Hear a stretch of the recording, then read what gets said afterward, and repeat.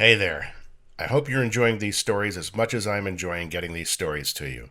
And if you are, please subscribe. It allows you to know when a new story's out and allows me to get more subscribers. So please subscribe. Also share. Share this with your friends. Share it on media. Just a post. Well, that'd be great. Please subscribe. Please share. It's free. Share and subscribe. It's free.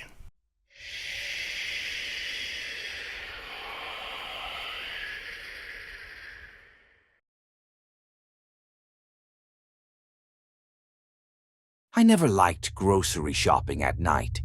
The fluorescent lights buzzed like dying flies, casting a sterile glow over the half-empty aisles of the Save Mart. It was fairly late. I had meant to come earlier, but work had dragged on, and now here I was, bleary-eyed, pushing a squeaky cart through a store that felt more like a mausoleum than a place of commerce. The air smelled of stale bread and cleaning solution. The only sounds were the hum of the refrigerators and the occasional clatter of a stock boy somewhere in the back. I think I was in the canned goods aisle, debating between pinto beans or black, when she appeared. She didn't walk into my line of sight so much as materialize, like a storm cloud rolling over a clear sky. She was middle-aged, blonde hair teased into a helmet of curls, wearing a leopard print top that clashed with her yoga pants.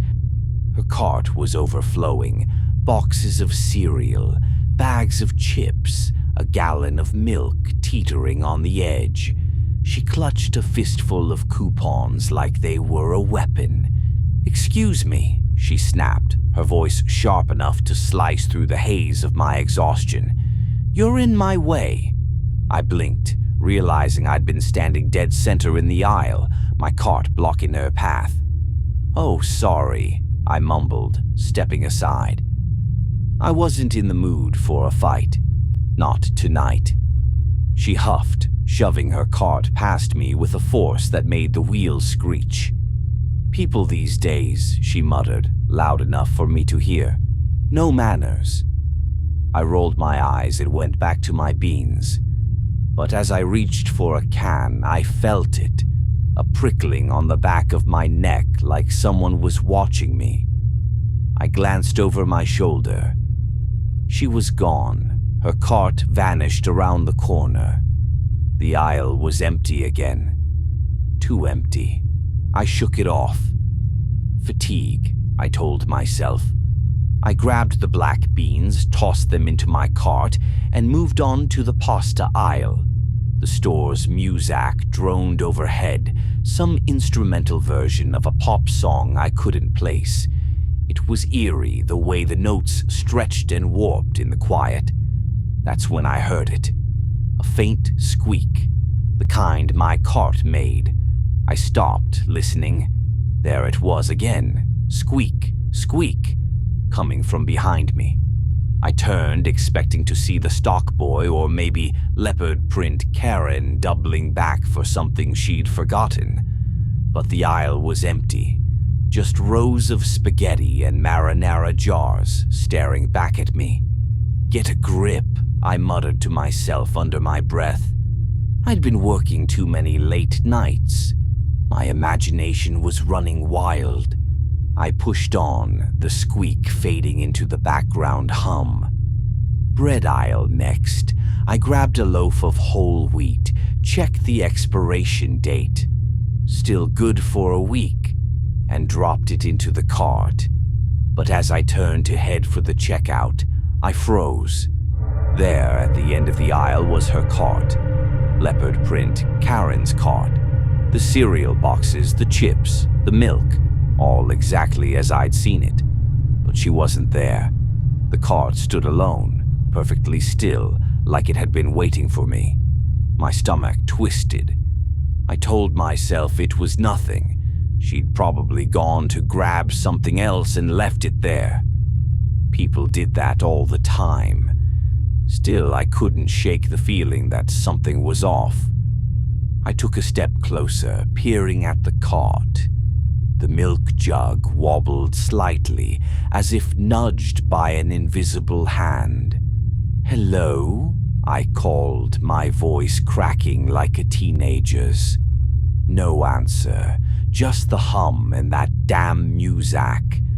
I backed away, my cart squeaking louder now, the sound grating on my nerves. I decided I'd had enough.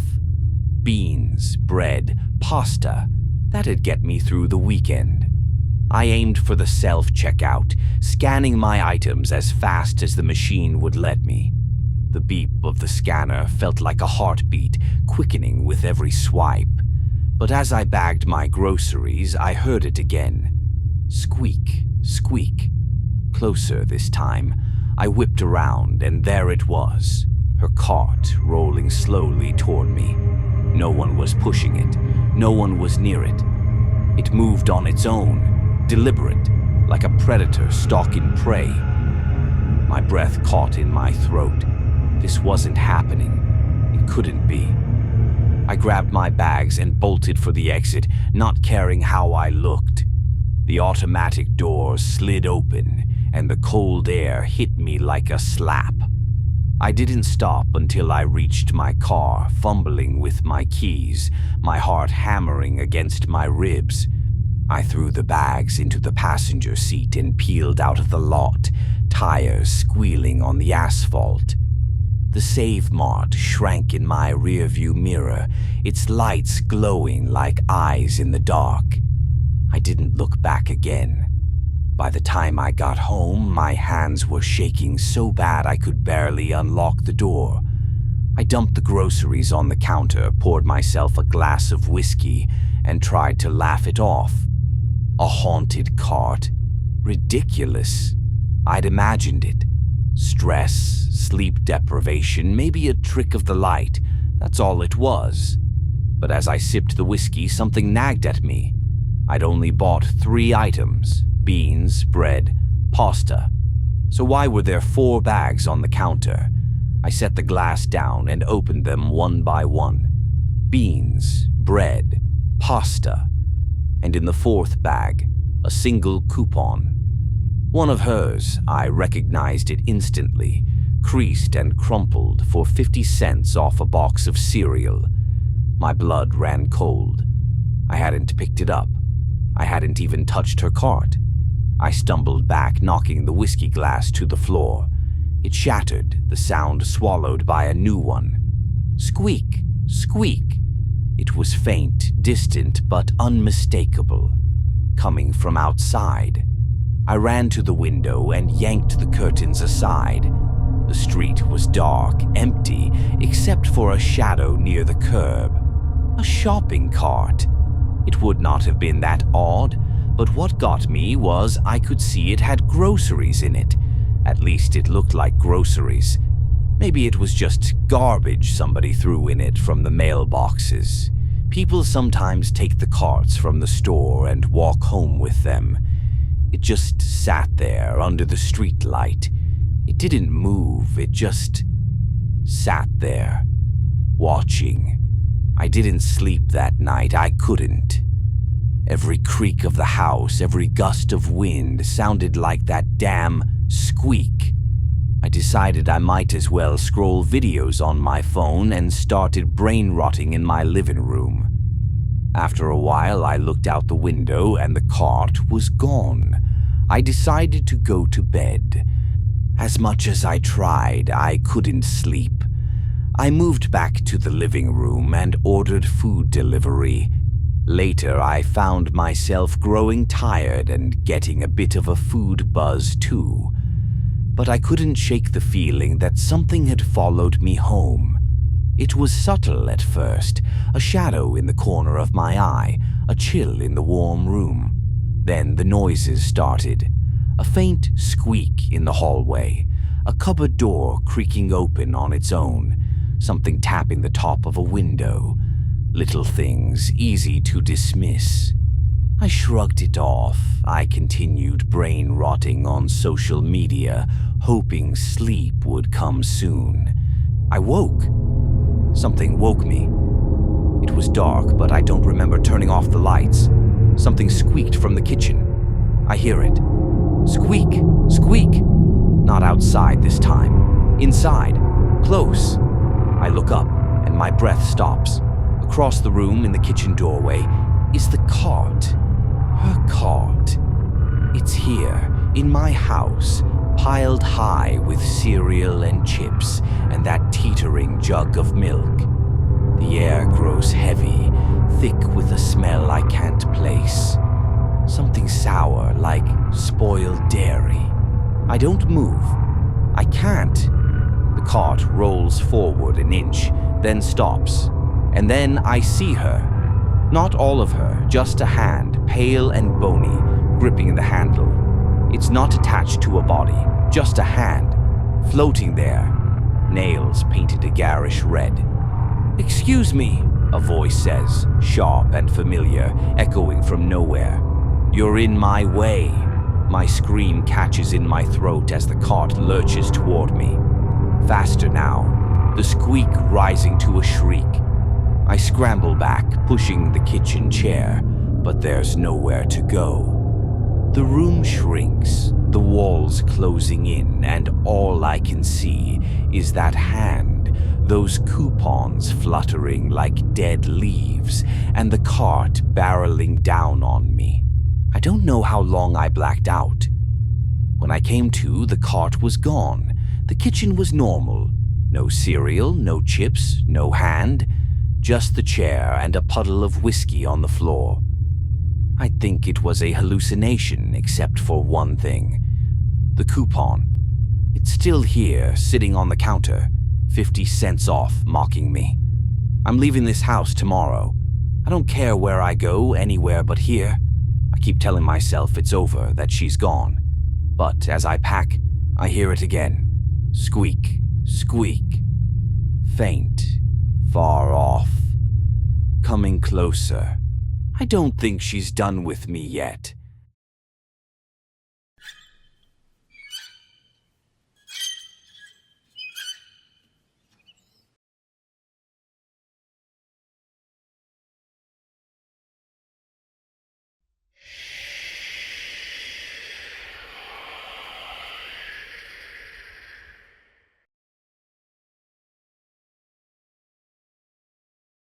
I never thought a quiet dinner could turn into the stuff of nightmares, but that's exactly what happened just a few hours ago. The world outside was a blur of gray, the kind of night that makes you crave warm food and dim lights. I'd chosen the Rusty Lantern, a cozy little diner on the edge of town, known for its greasy burgers and strong coffee. It wasn't fancy, but it was mine. A refuge from the chaos of my day job at the warehouse. I was alone, as usual, nursing a beer and waiting for my food when she walked in. The bell above the door jingled, and a gust of damp air swept through the room. She was middle-aged, with bleach blonde hair pulled into a tight ponytail, wearing a leopard print coat that screamed, "I need attention." Her heels clacked against the linoleum as she marched to the counter, her voice already rising before she'd even sat down. "This place looks filthy," she snapped at the waitress, a tired-looking girl named Mia, who I'd seen here before. "I hope the food's better than the service, because I'm not in the mood for incompetence tonight." Mia mumbled an apology and handed her a menu. I rolled my eyes and took a sip of my beer, figuring she'd be just another loudmouth I could tune out. I was wrong. She plopped down at table 9, 2 booths away from me, and immediately started barking demands. "No ice in my water! I want the chicken, grilled, not fried, and if there's even a speck of grease, I'm sending it back."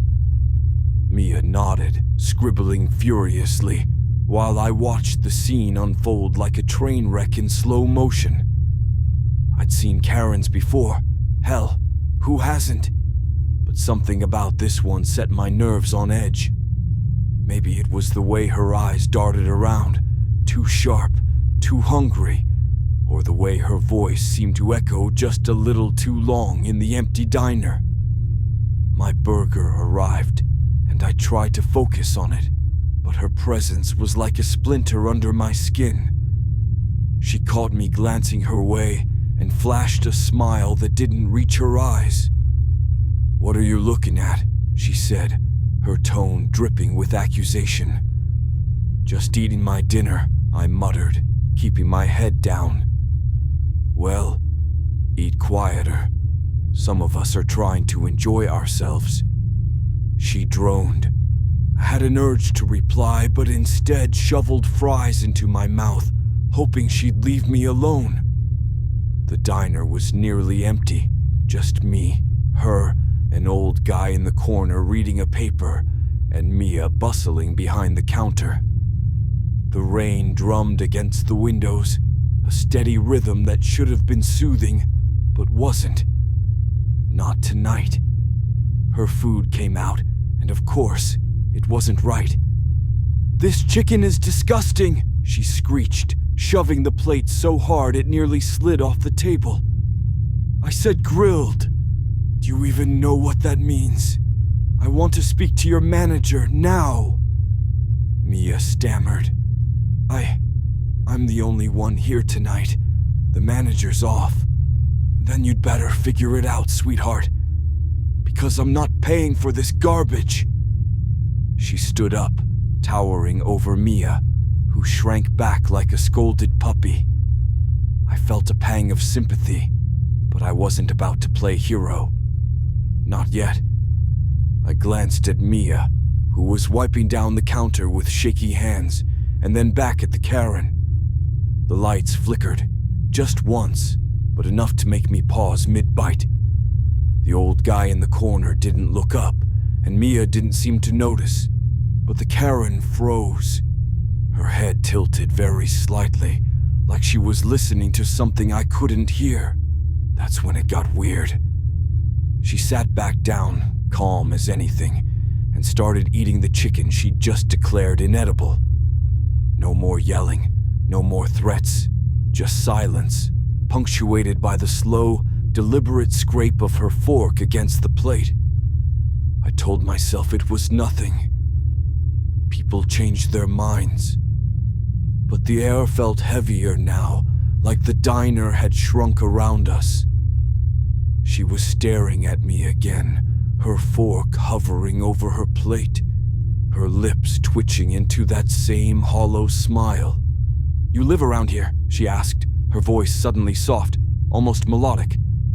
Yeah," I said, caught off guard. "Not far. Alone?" The question hung there, sharp and invasive. I shifted in my seat, my burger turning to lead in my stomach. "Why do you ask?" "Just curious." She took a bite of chicken, chewing slowly, her eyes never leaving mine. "You seem like a lonely guy." I didn't like where this was going. "I'm fine," I said, pushing my plate away. "Just finishing up. Don't rush off on my account." She leaned forward, resting her chin on her hand. "I like company." The lights flickered again, longer this time, and a low hum buzzed through the room. Mia dropped a glass behind the counter, and it shattered with a sound like a gunshot. "Sorry," she yelped, crouching to clean it up. The old guy finally looked up, frowned, and went back to his paper. But the Karen didn't flinch. She just kept staring, her smile widening until it looked unnatural, like her face was stretching to accommodate it. I stood up, fumbling for my wallet. "I should go." "Sit down," she said, and it wasn't a request. Her voice had changed, deeper, layered, like two people speaking at once. My legs locked up, and I sank back into the booth, my heart pounding. I didn't want to sit, but I couldn't move. It was like she'd pinned me there with her words. "What the hell?" I started, but she cut me off. "You're not going anywhere until I say so." She leaned closer, and I swear her eyes flickered black for a second, like ink spilling across her irises. I've been waiting for someone like you. Panic clawed at my chest. Look, lady, I don't know what your deal is, but I'm not interested. She laughed, a dry, rasping sound that made my skin crawl. You don't get it, do you? This isn't about what you want. The diner went dark. Not just the lights, the windows too. Like the rain and the streetlights had vanished. The hum grew louder, vibrating in my bones, and the air smelled wrong, like sulfur and rot. Mia was gone. I couldn't see her behind the counter anymore. And the old guy's chair was empty, his paper fluttering to the floor. It was just me and her, alone in a void that used to be the rusty lantern. She stood up, and her shadow stretched across the wall, impossibly long, with jagged edges that didn't match her shape. You're special, she said, stepping closer. I can smell it on you. That quiet desperation, that emptiness. It's delicious. I tried to scream, but my throat locked up. She reached out, her fingers elongating, nails sharpening into claws, and I saw something flicker behind her. A shape, humanoid but wrong, with too many limbs and a face that wasn't a face. It was gone in an instant, but the afterimage hung in the air. What are you? I croaked, finally finding my voice. Call me Karen, she said, mocking, gleeful. That's what you thought, isn't it? Just another loud, annoying woman? Oh, honey, I'm so much more. She lunged and I threw myself backward, crashing out of the booth. The floor was cold, slick, and I scrambled to my feet, bolting for the door. It wouldn't budge. I pounded on it, yelling for help, but the sound died in the air, swallowed by that infernal hum. Her laughter echoed behind me. Run all you want. You're mine now. I turned, and she was right there, inches away. Her face splitting into a grin that showed too many teeth. Her breath reeked of decay, and her hands clamped around my arms, pinning me against the door. The thing behind her flickered again, taller now, its limbs twitching like a spider's, and I realized it wasn't separate from her. It was her, or part of her, some ancient, parasitic thing wearing her skin like a costume. Let me go, I shouted, thrashing against her grip. She was stronger than she should have been, her fingers digging into my flesh until I felt blood trickle down my arms. She whispered, "Not yet. I need to taste you first." Her mouth opened wider, unhinging like a snake's, and I saw darkness inside. Not just the absence of light, but a void, alive and pulsing. I kicked out, catching her in the stomach, and she staggered back, the thing behind her screeching in rage. I didn't wait to see what happened next. I ran, diving behind the counter, searching for anything to defend myself. My hand closed around a butcher knife Mia must have left out. I spun around just as she came for me again, her claws slashing the air. I swung the knife, catching her across the arm, and black liquid seeped from the wound, sizzling as it hit the floor. She howled, and the diner shook, the walls cracking like they were alive and in pain. "You'll pay for that!" she snarled, her voice a chorus of screams. The thing behind her solidified, 8 feet tall, all limbs and eyes and mouths, and charged. I ducked, rolling across the floor as it mashed into the counter, splintering wood and glass. I stabbed upward, driving the knife into its side. It shrieked, a sound that made my ears bleed. The Karen staggered, clutching her own side as if she felt it too, and I saw my chance to escape. I ran for the door again, and this time it gave way, spilling me out into the rain-soaked night. the diner flickered behind me, lights stuttering back on, and I heard her scream my name, my full name, though I'd never told it to her. I didn't look back, I just kept running, the knife still clutched in my hand, until I reached my apartment and bolted the door behind me. That was 3 hours ago. The rain stopped, but I can still hear her voice in my head, whispering promises of pain. The knife sits on my table, stained black and red, and every so often the lights flicker. I don't know what she was, an entity, a demon, a nightmare given form, but I know she's not done with me. I can feel her out there, waiting, watching, and I'm terrified she'll find me again. I want to speak to your manager.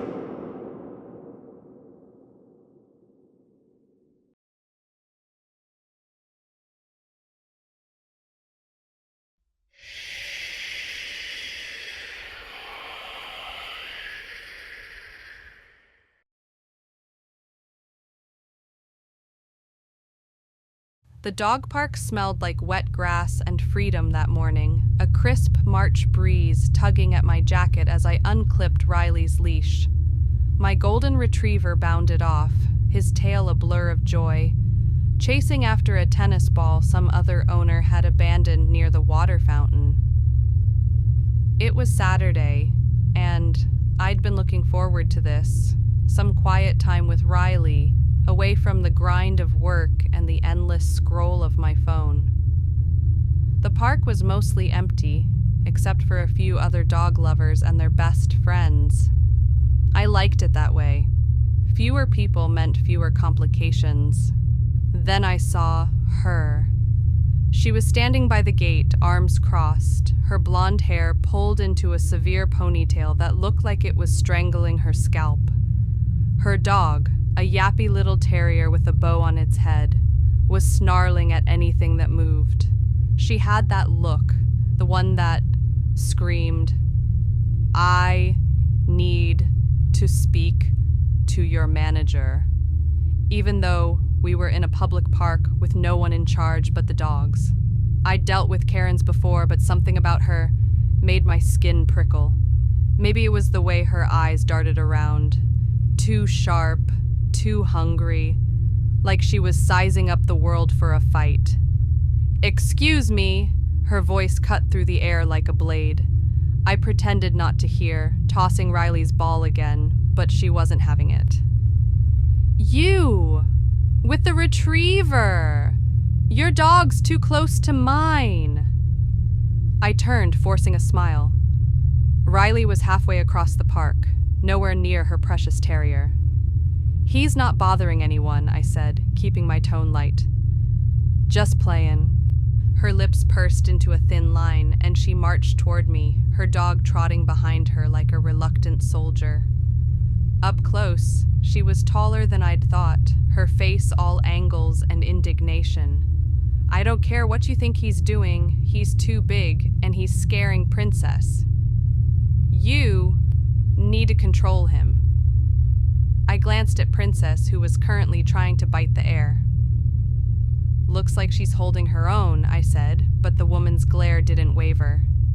Her eyes were pale, almost gray, and they locked onto mine with an intensity that made my stomach twist.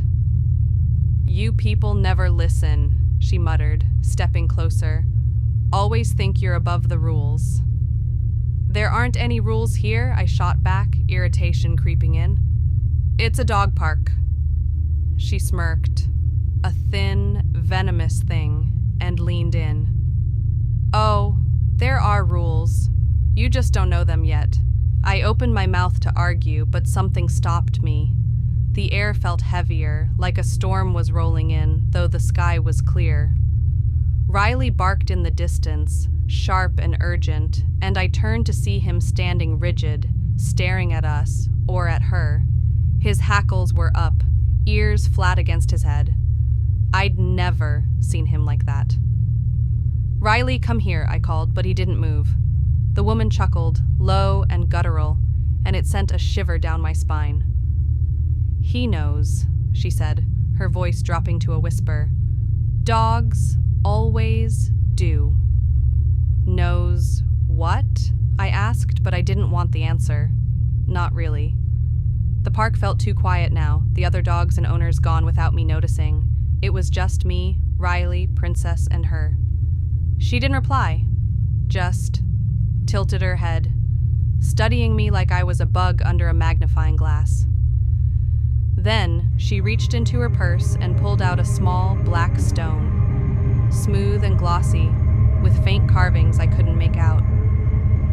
She held it up between us, and the light seemed to bend around it, warping the edges of my vision. Take it, she said. No thanks, I replied, stepping back. Riley growled, a deep rumble I felt in my chest. Take it, she repeated, her voice sharper now, edged with something I couldn't place. Or I'll make you. I laughed, a nervous bark of sound. I shook my head. Lady, I don't know what your deal is, but I'm out. I whistled for Riley, who finally broke his stare and trotted over, though he kept his eyes on her. I clipped his leash and turned to leave, my heart pounding harder than it should have. You'll regret that, she called after me, her voice echoing in a way that didn't match the open space. I didn't look back. That night, I couldn't shake her. The way she'd stared, the stone, Riley's reaction, it all gnawed at me. I sat on my couch, a beer in hand, trying to convince myself it was nothing. Riley was curled up by my feet, but he wasn't sleeping. His ears twitched at every sound, his eyes darting to the windows. Around midnight, the power flickered. Just a blink, but it left the room darker than it should have been. I stood to check the breaker, and that's when I saw it. A shadow on the wall, tall and thin, with arms too long for any human frame. It wasn't mine. Riley whimpered, pressing himself against my legs. Who's there? I called, my voice cracking. No answer, just the hum of the fridge kicking back on. The shadow was gone when I looked again, but the air felt wrong, thick, like I was breathing through a wet cloth. I checked the locks, the windows, everything. Nothing was out of place, but I couldn't shake the feeling that something was watching me. I grabbed my phone and scrolled through local news, half expecting to find a report about a crazy woman at the dog park. Nothing, just the usual headlines about weather and politics.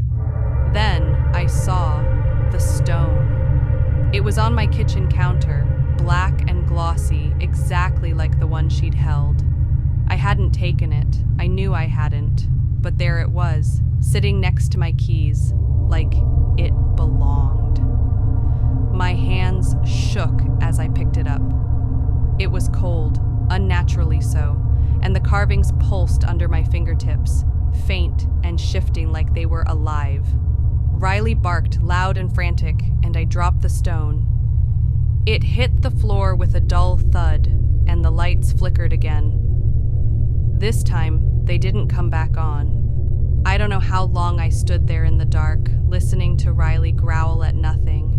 Minutes, maybe hours. My phone was dead, though it had been fully charged an hour ago. The stone was still on the floor, and every time I moved, it seemed closer, though I couldn't be sure in the shadows. Then, I heard her voice. You should have taken it, she said, soft and close, like she was standing right behind me. I spun around, but the room was empty. Riley lunged at the air, snapping his jaws, and I stumbled back, my heart hammering. Leave me alone, I shouted, but the words felt weak, swallowed by the darkness. Laughter answered me, low and mocking, and the temperature dropped so fast, my breath fogged in front of me. The stone glowed now, a faint, sickly green, illuminating the floor in jagged patches. I grabbed a knife from the drawer, clutching it like it could do anything against whatever this was. The laughter stopped, replaced by a scraping sound, Nails on wood, slow and deliberate, coming from the hallway. Riley bolted toward the sounds, barking like a mad dog. I followed, too scared to think. The hallway was empty, but the air shimmered like heat rising off pavement. At the end, where my bedroom door should have been, was a black void. No frame, no walls, just an endless nothing. "Riley, stop!" I yelled, but he didn't listen. He leapt into the void and vanished, his barks cutting off mid-sound. I froze, the knife slipping in my sweaty grip. The scraping came again, louder, from inside the void. Then, she stepped out. Not the Karen from the park, not exactly. Her face was the same, but her eyes were black pits, her mouth stretched too wide, teeth sharp and glistening. Her arms hung low, fingers brushing the floor, and that stone dangled from a chain around her neck, glowing brighter now. "You didn't take it," she said, her voice a chorus of whispers. "So I brought it to you." I swung the knife, but she was gone before it connected, reappearing inches from my face. Her breath smelled like dog poop. I gagged. I stumbled back. "What do you want?" I rasped. She smiled, and it split her face in two. "You'll see!" The void pulsed behind her, and I heard Riley's whine, faint and desperate. I lunged for it, not thinking, just needing to get him back. She didn't stop me. The last thing I felt was the cold, swallowing me whole. I woke up in the dog park. It was night, the moon a thin sliver overhead, and Riley was beside me, trembling but alive. Relief flooded me, but it didn't last. The park was wrong, silent, no wind, no crickets, just a stillness that pressed against my ears. The fence was different, and beyond it a wall of fog that shimmered like a void. She was there, standing, watching, her terrier at her side.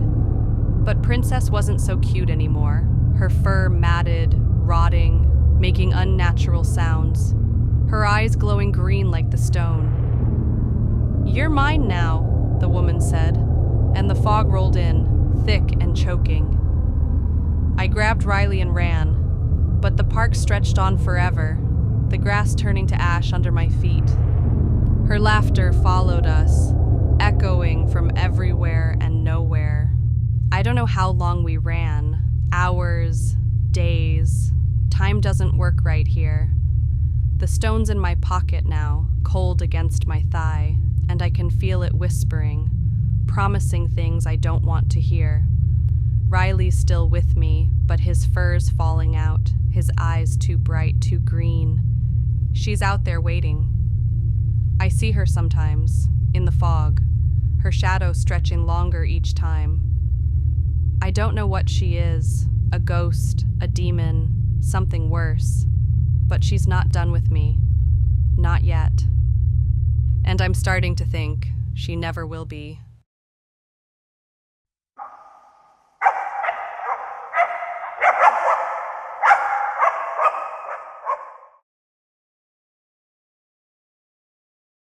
Hey there. I hope you're enjoying these stories as much as I'm enjoying getting these stories to you. And if you are, please subscribe. It allows you to know when a new story's out and allows me to get more subscribers. So please subscribe. Also share. Share this with your friends. Share it on media. Just a post. Well, that'd be great. Please subscribe. Please share. It's free. Share and subscribe. It's free.